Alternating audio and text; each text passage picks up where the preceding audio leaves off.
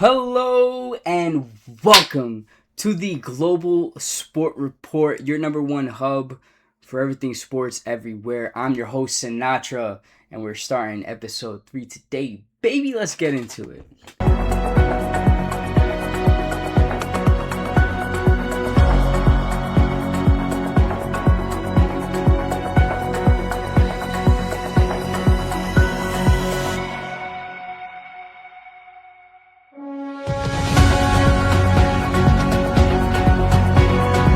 First thing we got on the agenda today to talk about NBA playoff results. And as a New York Knicks fan, I'm pretty happy to talk about that. Right now, the Pistons, they just forced a Game 7 against the Magic, so that's gonna be fun. I believe the odds still have them considerably higher than the Magic, even before heading into today's game where they tied it up at the three-piece, right? Then we got the Raptors and Cavs game really close. So either Cleveland advances or the Raptors advance. But I've looked at the game before. I think the Raptors were up by like 7, 8, 9, something like that. And then the Cavs went up about 6. So it's a very back and forth game that we're seeing right now. And then, of course, same thing with the Lakers as the Cavs. The Lakers could advance today if they beat the Rockets. So, obviously LA's trying to do that. I think they have Austin Reeves back. Let's see. Austin Reeves is playing. He already has 2 points on the board. And obviously we can see that Luka is not back yet. So, hopefully they advance today, get Luka a little bit more rest. And then Luka could play the next series against the Thunder, which that's not going to be the easiest challenge, but we'll see. Right? In terms of yesterday, the Knicks had their largest ever playoff win by, 51 points? Yeah. I got 100 guns, 100 I got 100 guns, 100 clips. Nigga, I'm from New York. New York was going crazy. Sidewalk Talk was having crazy interviews all day. So yeah, big win for the Knicks. People were saying fuck Trae Young. Trae Young plays for the Wizards now, so I don't know what we're doing over there. But yeah, I love my city. Shout out my city. Yeah, look at OG going 11 for 14, 4 from 6. Big performance from him. Bridges, I set a parlay last night as well. From New York. For the Knicks spread, which was -2.5. So for them to win by 3 or more and Bridges to have 10 plus points, I could have put him to have 15 plus and would have hit. Could have had 20, right? 22, 24. But, I'll take the small victory. It was 50 to win 174. So, yeah, that's great. Bridges, and then Brunson, 17 points. Bridges had the second most points tonight. So OG and Bridges, not the main guys on the team, but New York. The secondary superstars, guys that could have easily been all-stars. Jalen Johnson for Bad for the Guy, 21 points. Seems like the only the consistent stud on the team, doing his thing, but sadly it wasn't enough and they got blown out. All right. And I believe that was the only game yesterday. So I'm really looking forward to this game on Saturday at 7:30 with the Sixers and Celtics because and I'm following up from last time we discussed the playoffs. The Sixers managed to tie the series with the Celtics, which nobody was expecting. Me personally, I said it in episode 1, I believe. I thought the Celtics were gonna run the East, but Philly's giving them a run for their money. A team that I think should have easily fit into the playoffs, but they didn't play the whole season with Embiid, so that's the result of that. Now, something that I'm very surprised about. The Nuggets got knocked out by the Timberwolves. And I'm pretty sure the Timberwolves won the one game where they didn't play with Anthony Edwards. So, that's nuts. But ultimately, Timberwolves advanced, man. I'm happy for them. They play the Spurs. Now, the T-Wolves do have experience in the playoffs, which the Spurs don't, right? You have a rookie and a very promising sophomore in Stephen Castle. So, yeah, I mean, I think that's going to be a really good series. And before, in episode 1, I did say that the best series of this playoffs will probably be the Nuggets versus the Spurs. But then Wemby had that concussion. We thought Wemby wasn't going to play. We thought that the Spurs were going to advance, but I thought that Wemby wouldn't be available for the next series, which I was anticipating would be against the Nuggets, but it wasn't. So, Now it's going to be against the Wolves. It's looking to be a really good playoffs. Really good, evenly matched. Teams are going at it. Check up on the Raptors and Cavs game. All right, there 3 minutes left, so we got to keep an eye on that one as we proceed in the video. We'll see who the Knicks play conference semis tomorrow when the Sixers play the Celtics. My money's on the Ticks, but I'm from New York. Part of me is hoping that the Sixers win against the Ticks because I would much rather the Knicks play the Sixers than the Celtics. Even though the Knicks have beat the Celtics almost every time this year. I believe only 1 or 2 games they lost. Moving on to the next topic. Little update, right? The Raptors forced a Game 7 on the Cavs. Listen, if I wasn't from New York, I'd still be saying this. But I know y'all think I probably just fixed the headset. Y'all can see the Yankees, which I did. But things are looking good for the Knicks. Either, all right, best case scenario, the Celtics get knocked off. The Sixers beat them. We play the Sixers. The Raptors beat the Cavs. So, best case scenario, we play the Sixers, knock them off. Then we play the Raptors, knock them off. Easy chance to the finals. And then either... I'm honestly, the West is so strong that I don't know who's making. I thought that the Nuggets versus the OKC was gonna be the outcome, but I don't know. We're gonna see. The Lakers are still playing right now, so we'll keep y'all updated. It's halftime right now. They up by 18, so I mean it's looking like the Lakers are gonna win. All right, MLB Award predictions. So we're very, very early into the season. Only 31 games have been played so far. 31. Right, so we're very early in the season, but I just feel like we didn't start streaming until after the season started, so let's start this now. Let's have this conversation of who we think is going to win the awards. So we're not doing Manager of the Year award, we're not doing Comeback Player of the Year award. We're focusing on the most important ones, at least in my perspective, right, which I feel like the only ones that we care about, right, as fans of the sport. So we have Rookie of the Year. These are my predictions as of right now on who is going to win these awards. So first we have Rookie of the Year, Munetaka Murakami, the man that came to the Japanese League and no big teams were giving him a contract. It was getting down to the haywire, so he signed with the Chicago White Sox. Munetaka Murakami, Mr. I Have Power, Mr. Southside Samurai. That's what they're calling him now. I didn't trademark it, but that's what they're calling him, the Southside Samurai from Chicago. Munetaka Murakami, if we take a look at Munetaka Murakami's stats, I had a feeling that people were doubting him because he couldn't hit pitches faster than, or either at the MLB average or faster than the MLB average, being that, 94, 93, 95 benchmark. But he's definitely proven everybody wrong. He doesn't have the highest batting average, but he definitely hits bombs. He's at 12 bombs so far this year. And he's had consecutive games, I believe until his rookie appearance, being his first game of the season, into his 4th game, he had consecutive home runs hit. So he's at 12 home runs this year. 236 batting average, not the best, but for a slugger, we can excuse it for the 12 home runs he has within 31 games in a season. That's crazy averages. On-base percentage, 375, slugging 564, OPS 939. So if we take a look at the NL Rookie of the Year award, I think that it is going to go to Sal Stewart. Now, if you guys are not familiar with Sal Stewart's game, started off playing last year at the Reds for the professional level.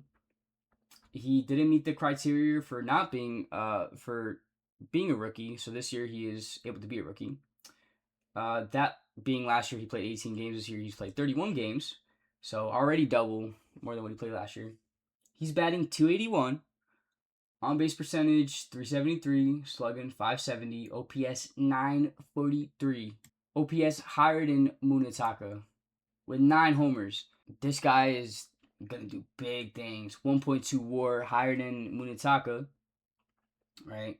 Not as high as McGonagall, but again, his batting average isn't as high, but he bangs home runs. That being that he has 9 this year so far. So I think Sal Stewart is the clear favorite to win. Granted, God forbid he gets hurt, but knock on wood, he stays healthy. Yeah, Sal Stewart's a dog. So these guys like Kevin McGonagall, these guys like Sal Stewart, wasn't able to pick them up, right, in my fantasy baseball leagues. People already got to him first. And those same people are first and second and first place in one conference in the league and first place in the other conference in the league. So those guys are familiar with ball. All right, the Cavs Raptors game is tied 104-104. So it's going to go to overtime. That's fun. Moving on to the Cy Young Award for the AL. Jose Soriano. Now, I know, guys, I know. He plays for the Angels. The Cy Young is the best pitcher in the MLB. I know what you guys are saying. How could you say that when we have guys like Tariq Skubal, Max Fried? I get it.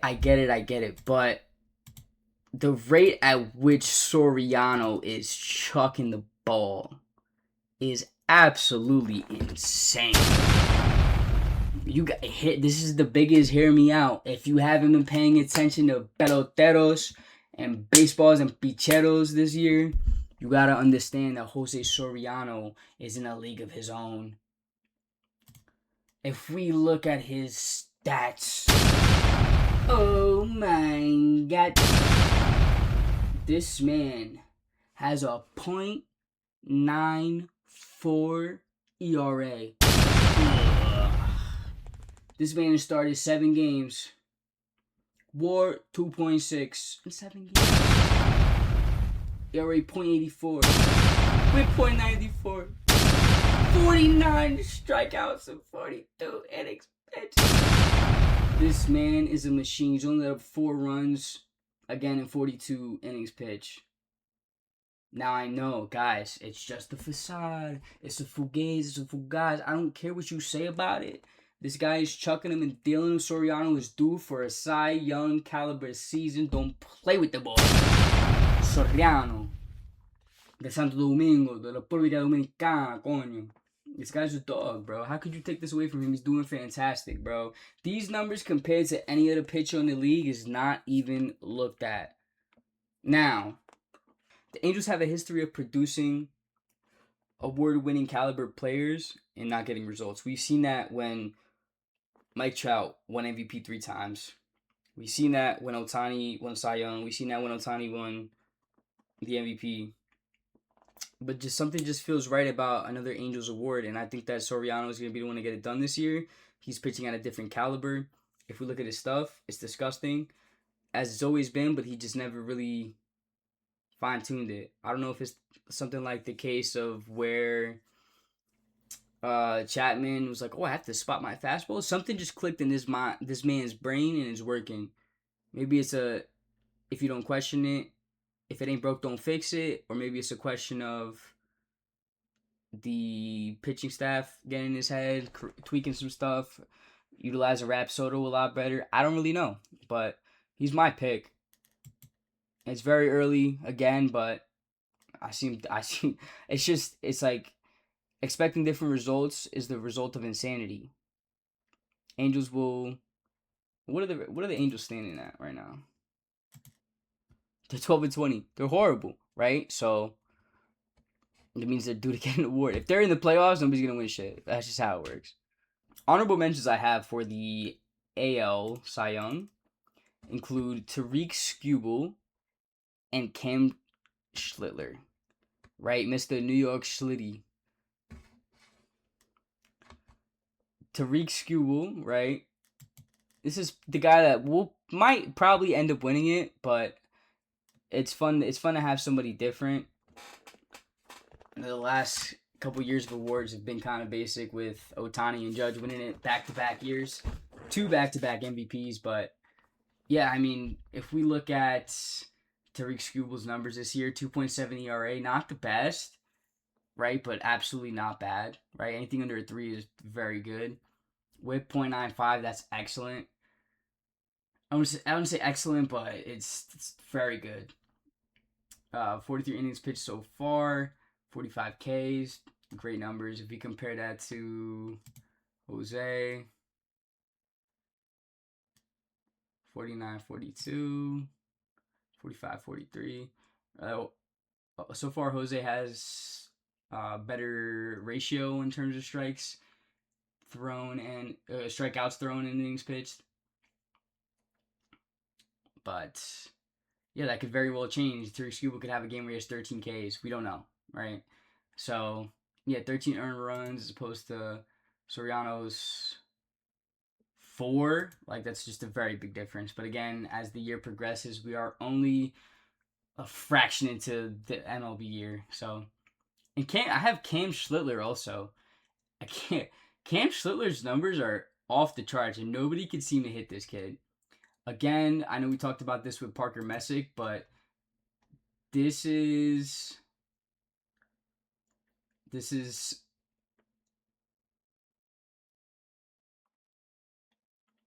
right. He could very well get figured out, but at this rate, it does not look like anybody's figuring this guy out. Messick did look like he got figured out one game this year, but Cam Schlitty Boy Schlittler is the Boston native, which is crazy. He's having a great year. So he has 49 Ks and 41 innings pitched. I believe that's on.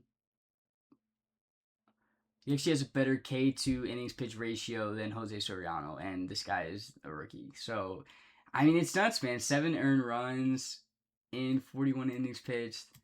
Not as great as Soriano, but I mean, yeah, man. It's hard to not include him in the discussion for Cy Young Award winners. Again, Max Fried is also up there, but to be doing it in Schlittler's position is crazy. I don't care. Give Fried the Gold Glove award. Nah, I don't care. Schlitty has to have his name up there for sure. Sometimes my boom button goes off for no reason. So yeah, Soriano for the Cy Young. GSR Sanacha, pick for the NL Cy Young Award winner. Shohei Ohtani. Now. I already hear it in the comments. They're like, oh my gosh, why would you say Shohei? Y'all don't know why I would say Shohei? Well, let me show you why I would say Shohei Ohtani for pitching. This man is elite. And I think we forgot about how good this guy really was at pitching because we didn't see him pitching for really 2 whole years. Right? Ohtani this year, as a starter, mind you, has a .6 ERA. You can't say that about any other pitcher. This man might even end the season with a .9 ERA. Shohei Ohtani is that guy. And y'all don't want to admit it. Y'all don't want to face it because this guy is everywhere, but he deserves to be everywhere because this guy is a maverick. This guy is a unicorn. This guy is something that shouldn't exist, and it should only exist in your MLB Road to the Show career mode. But this guy does it in real life. This guy starts as a pitcher with an ERA that's about .6, pitching 30 innings, 34 Ks, and only 2 runs allowed. My goodness, this guy is a dog. Let's see who his running mates are. Paul Skeens, and something that I really want to get into is Mason Miller. Now, let's get into Paul Skeens first. Now, if you look at his stats, he has started 7 games, has a 3.18 ERA, .85 WHIP. So he's not doing it. He's allowed 12 runs, right? So not on that caliber, but again, if we know anybody that's going to push forward in the long stretch, it's going to be Paul Skeens. Granted, his first game, he let up like a crazy amount of runs. It was against the Mets. That's so funny because they suck now.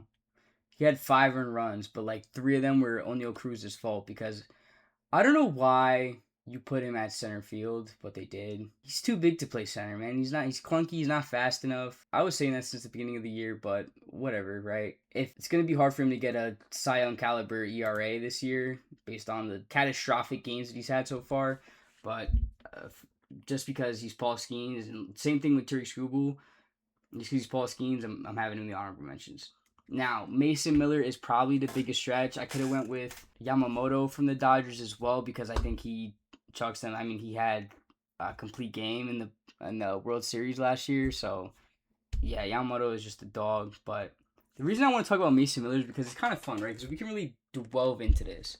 Now, if we look at some stats when comparing Mason Miller's projected overall stats this year with previous relief pitchers that have won the Cy Young before, we could see that. And so we're going to look at these stats, right? Projecting Mason Miller's stats against previous Cy Young winners that were relievers.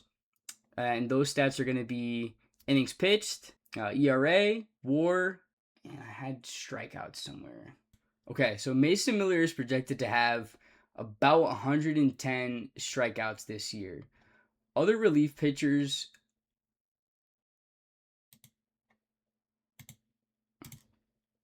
Mason Miller is projected to have 110 strikeouts this year. Other relief pitchers have had, and we'll go in order from earliest to latest. Earliest Cy Young winner that was reliever, Mike Marshall, had 143 strikeouts. Sparky Lyle had 26. Bruce Sutter, 110. Willie Finger, 61. Willie Hernandez, 112. Steed Bedrosian, 74. Mark Davis, 92. Devis at Gershly, 93. And Eric Gagne, which is probably the biggest comparison we'll make because he won that in 2003 as a reliever, had 137 Ks, which is like, once you hit 120 or past 120, that's when like the conversation starts at this point in baseball, which we'll talk about later on why that conversation starting, because that's an extraordinary amount of strikeouts. Now, I have some graphs for you guys in terms of the other stats. So first we'll look at innings pitched. So when you look at innings pitched, let me switch this up. We look at innings pitched. We could see that Gagne had about low 80s, maybe 81, 82. At Gershly, about 80, maybe 79. Davis, maybe 90, 92, 93. Hernandez had 100 and almost 40 strikeouts.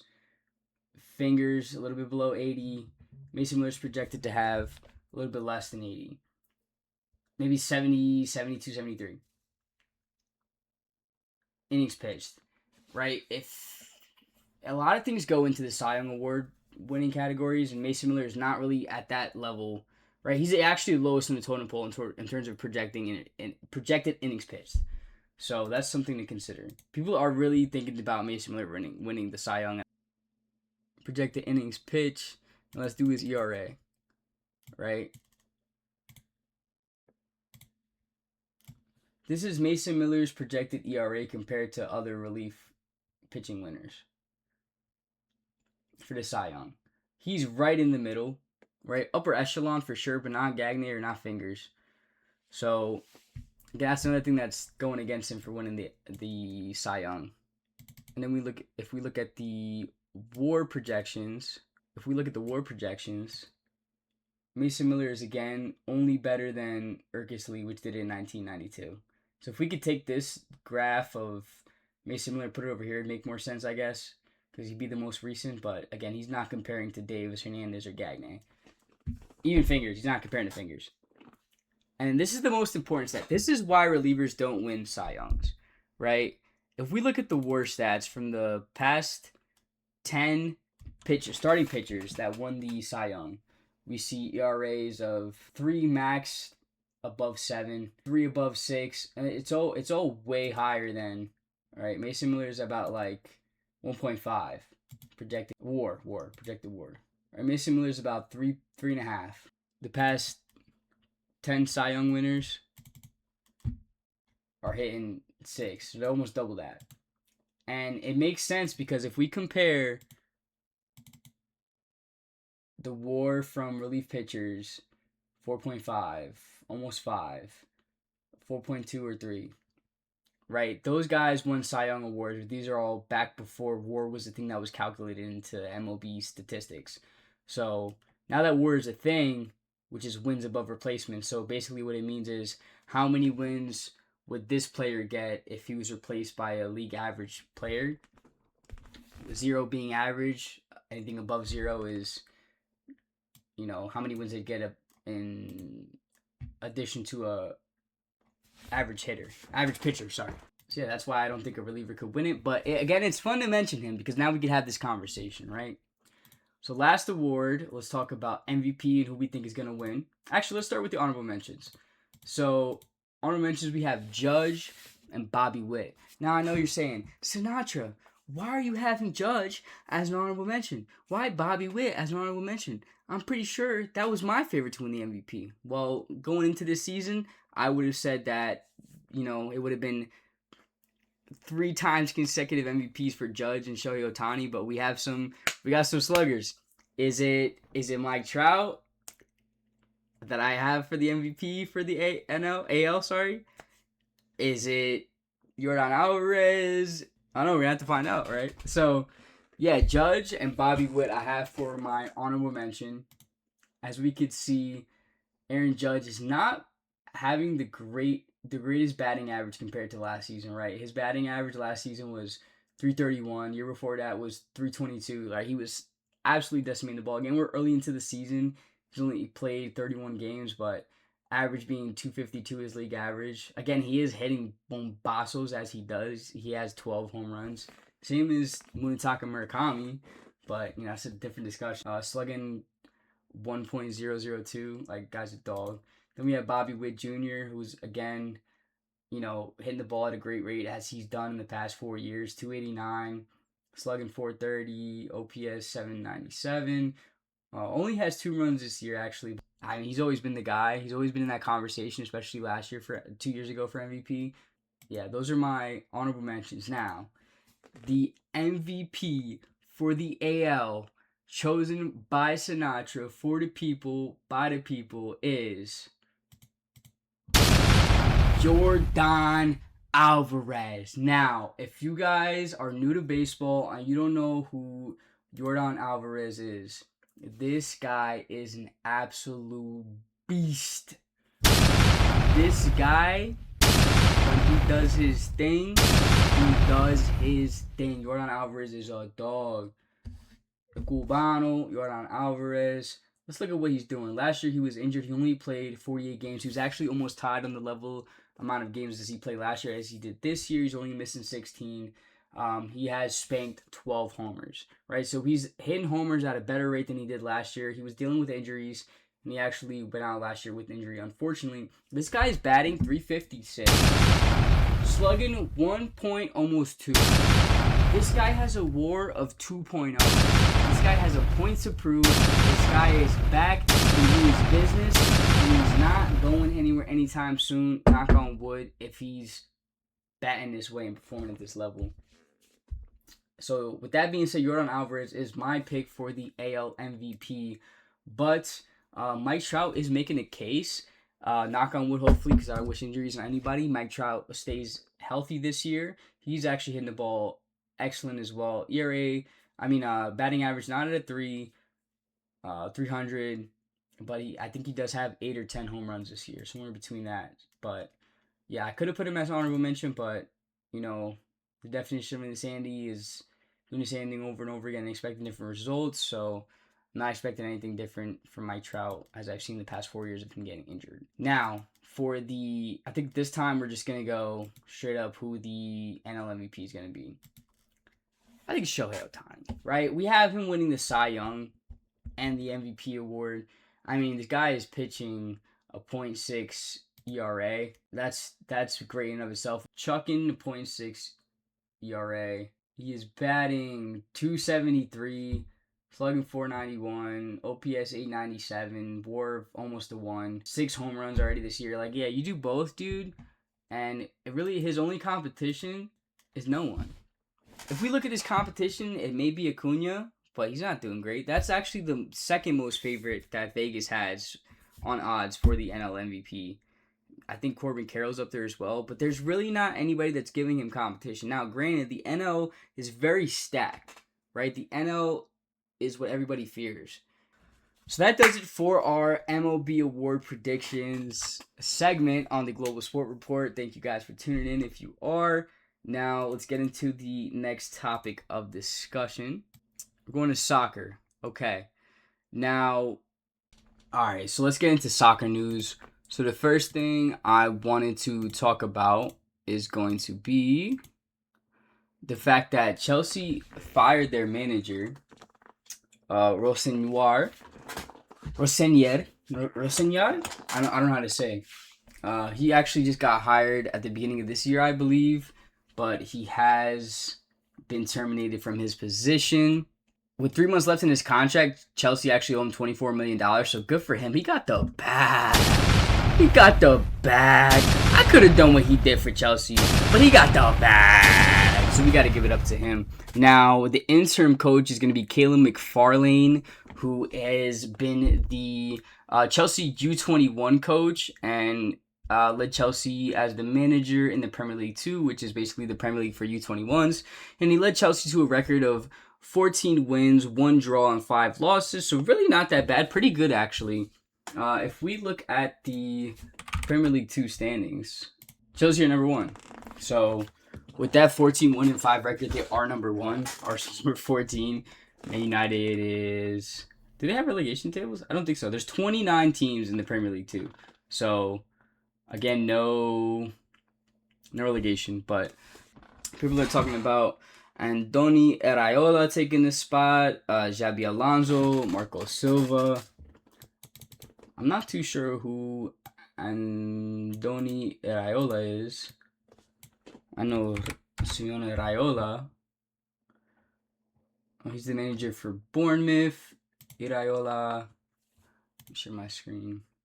We know Xabi Alonso led Bayern Leverkusen to a league undefeated season, which Bayern actually almost did this year, but they actually lost 1 game. Marco Silva, I think he's Bournemouth's manager? Fulham, not Bournemouth. Bournemouth was Iraola. Yeah, I think it'd be really cool if they get Xabi, because just his technicality of footy is just so great.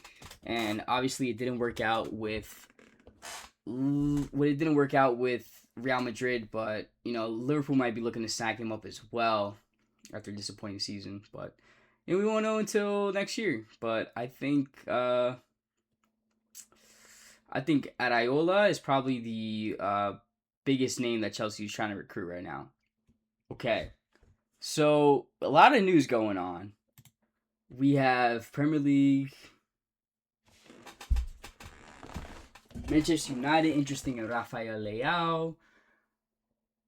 Zerki's name has been floating. Rashford's name has been floating. Ugarte's name has been floating. In terms of Arsenal, Martin Odegaard is supposedly no longer considered to be unsellable by Arteta. And honestly, I don't like Odegaard. I think he dribbles the ball too much. He had a great season right before, in the middle of the season, where he got named captain. Manchester United are eyeing Marco Correa, which had a great season this year. So that'd be a big one for them if they're able to snag it from their arch rivals, being Chelsea. Big for them. Liverpool and Manchester United are interested in Tchouaméni, which, again, it's the World Cup year, so a lot of these price tags are going to be different come after the World Cup. So we'll see. Maybe if Tchouaméni has a bad World Cup, it'll go down. If he has a good World Cup, it'll go up. So a lot is riding on this World Cup, so we're going to see a lot of good performances. Ayoub Boadi from Lille. Arsenal, Bayern Munich, and PSG are chasing the wispy midfielder. Okay. Man United is actually looking at Sir Alex Ferguson to put a little charm on it to try to get them. Another thing I want to talk about, Alisson going to Juventus. Liverpool actually have rejected approaches from Juventus, which is weird because they have that great goalkeeper from Georgia, Mamardashvili. Yeah, he's actually pretty good too, so I don't know why they're so keen on having Alisson stay with them. Maybe because they're thinking that he's had a very low offer. I'm not sure if he has any years left in his contract. So if you guys know, let me know in the comments below. Do you guys see Alisson leaving Liverpool, going to Juventus, or do you see him leaving at all? Just let me know. Loanee Nicholas Jackson, which was at Bayern Munich. Juventus and AC Milan are linked with him. Atletico Madrid is sniffing around Arsenal youngster Mons Lewis Skelly, but the price at almost $60 million, which is nuts for a 19-year-old at now being 19. Arsenal looking for Serge Gnabry. I heard big reports out of that when Serge Gnabry kind of fell out of Bayern Munich's starting attack formation because, again, they do have probably the best front three in Europe, being Harry Kane, Olise, and Luis Diaz. Yep. So he's fallen out of favor in that. And nobody in that front three is leaving anytime soon. They had a great year in Europe. So yeah, he probably wants to get PC playing time, and he's familiar with Arsenal. He's grown up in Arsenal's youth system, so why not get Serge Gnabry? Anthony Gordon's also a great pickup as well for Arsenal. I think that'd be great. And honestly, as an Arsenal fan, I am not opposed to selling SAGA. Again, one of Europe's top 3 right wingers in the past couple years. I'm not gonna say this year because he's been hurt and not playing the best, but yeah, cash in now before he has the ultimate downfall. I mean, that's my guy. That's our star boy as an Arsenal fan. But at the end of the day, this is how teams get better, right? People, when the Patriots and Bill Belichick let a lot of good people go, they were, not in favor of it. But guess what? That ultimately led to Tom Brady getting 4 more, championship rings, or 5 more, whatever it was at the point.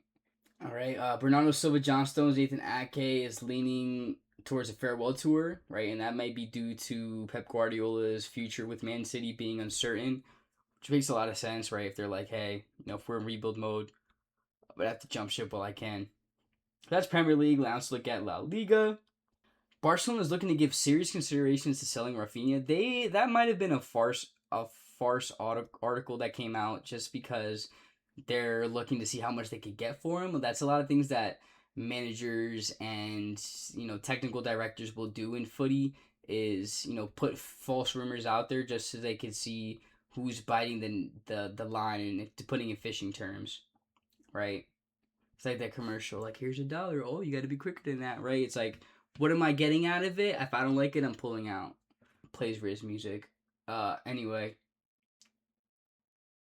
Al Nassr has offered $1.5 million for Rafinha, but he's not gonna want to leave. Why would you want to leave Barcelona? You're about to win La Liga. So Chelsea are looking to get Julian Alvarez as well, and Alessandro Bastoni. Yes, Ryan Reynolds Wrexham. Okay. So this is the thing about the championship, right? So and if for my American viewers, please have some patience because it's very complicated to explain, and I'm only explaining the basic level stuff. So we have the Premier League, which is what most Americans and most of my audience is familiar with, which is teams like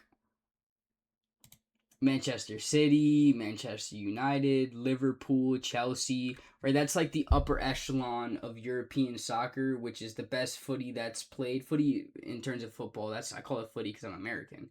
But that's what you guys most of the time hear of. Liverpool, Manchester United, Manchester City, Chelsea, Arsenal, Spurs, teams like that, right? That's your Erling Haalands.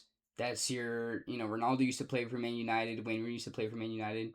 This is a league, right? So whoever is first place wins the championship because it's the top tier. The bottom 3 tiers, Tottenham. So what relegation means is the bottom 3 teams in the Premier League get sent down to the second division of soccer in England. So that basically what that means is how we have the NFL. It's basically like if the worst 3 teams in the NFL got sent down to the XFL. That's essentially what that is. But it's all one company, essentially, just to put it in layman's terms. So Ryan Reynolds' team, Wrexham, which you guys have probably heard of, is in 6th place. So what that means is, right, the bottom 3 teams in the Premier League get relegated, but the top 2 teams in the championship get promoted, which you probably thinking that doesn't make sense. But what it really means is the top 1 and 2 teams get promoted, but the 3, 4, 5, and 6 teams have a playoff game, which is the third and sixth team play. Whoever wins that plays in the championship. The 4th and 5th team, whoever wins that, plays in the championship. And whoever wins the championship gets promoted. So ultimately, it's the top 1 and 2 teams, and whoever wins this tournament between 3 and 4 gets promoted to the Premier League, and the bottom 3 teams in the Premier League get demoted to the second division. The point of the matter, the fact is that Wrexham is Ryan Reynolds' team, and he is struggling right now because they just squeezed into the 6th place, which qualifies them for the tournament, and there's still about 5 games left, I believe, in the season to play. So he wants his team to get promoted because he's invested a lot of money into this being Ryan Reynolds. And if his team gets promoted to the Premier League, that's like, I don't know, 20 times as much money as they could be making. Probably even more than that. Like, it's just the biggest league in the world, so it means a lot in terms of his investment if they get promoted. And they very well next year might get demoted if they do make it to the Premier League, but that's just how it works. All right. Well, I really appreciate you guys tuning into episode 3 of the Global Sport Report. I've had a lot of fun talking about things. We are going to pick up the pace a little bit after the next segment of NFL. So next segment of NFL, we will be talking about of course, we're going to be keeping up to date with the NBA playoffs, which we keep an eye on that. Yeah, next stream, we'll start off with NFL draft grades, just because we went so heavy on NFL last stream. And then after that NFL segment, I guess it would be the 5th episode at the time, where I want to get into something very technical that not a lot of people are talking about, that I think would be very interesting to talk about. And I don't want to give it away, but yeah, it's going to get into the slow season where we're just waiting to hear who trades, who signs, because before the season starts for the NFL. But I really appreciate you guys tuning in and watching, and I can't wait to grow this into something that will be, more than what the average person would expect. Most channels kind of cater towards one sport, but here at the Global Sport Report, we want to cater towards all things sports everywhere. And most of the episodes are going to be about things that, are frequently talked about in the Americas, but, we want to expand it to soccer, UFC, where in UFC we see a lot of fighters from all around the world, and in soccer we see a lot of players from all around the world. So, yeah. That being said, let's do it our way. I know I'm Sinatra, named because we do it my way, but my way is our way, so you guys keep showing love like you guys have been, and I'm confident that we will get to that point and that we can change the narrative of sports media. ESPN will show you the same post about the same player. You'll see posts about the same player 5 times in a row, and ultimately I'm trying to cater towards things that aren't talked about prevalently. Give it all to you in one bunch, right? So you don't got to read a bunch of articles. You just watch Sinatra and the Global Sport Report, and we'll let you know what they say. But whatever y'all want to hear about, I'm open to suggestions. Anything I could do better, anything that y'all want to hear about, I'm very happy to talk about it. Let me know. I'm happy to look into it because that's what I love to do. And if you love what you do, you never work a day in your life. Remember that. Best piece of advice I ever had from my grandfather and my papa. So, yeah, I appreciate you guys again. And with that being said, we're going to end the stream. Sinatra out.